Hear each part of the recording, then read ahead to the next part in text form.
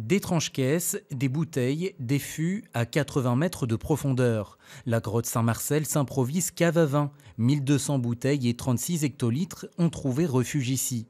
Après avoir été récolté, le précieux nectar va pouvoir y vieillir pendant 1 an. Le vin est au calme, le vin se repose.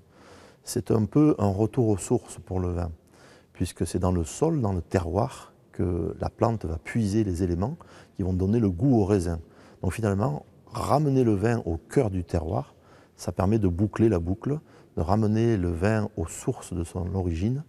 Et donc finalement, c'est pour nous une synthèse de notre métier. Une dizaine de vignerons du terroir a décidé de participer à ce projet de descente sous terre. Grenache, Syrah et Viognier vont pouvoir trouver toute leur maturité et produire des vins d'appellation Côtes-du-Rhône Village et IGP d'Ardèche. Il faut dire que dans la grotte, toutes les conditions sont réunies. D'une part, nous sommes dans un noir total, donc le vin, lui, il a horreur des UV et du soleil. Autant à la vigne, il a vraiment besoin d'avoir, c'est le fils du soleil, donc il a vraiment besoin de soleil, mais quand il est né, il a besoin vraiment d'une obscurité totale, donc ça c'est le cas. Nous avons une température constante toute l'année ici, donc 14 degrés.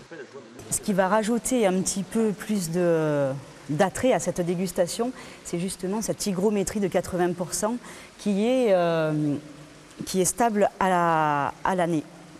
Même si elle a atteint son objectif en termes de fréquentation, la grotte de Saint-Marcel est vieillissante et peine à se relancer. C'est avec un vif intérêt qu'elle a accueilli ce projet. Effectivement, une grotte aujourd'hui seule, ça génère 47 000 entrées, oui. Nous, on avait l'objectif de développer le nombre de visiteurs. Donc on s'est dit qu'il faut trouver une activité. Et là, vraiment, les coïncidences a bien fait les choses. Une nouvelle spécificité, le no-tourisme vient compléter l'offre touristique et tente à se développer. L'Ardèche semble avoir une nouvelle corde à son arc.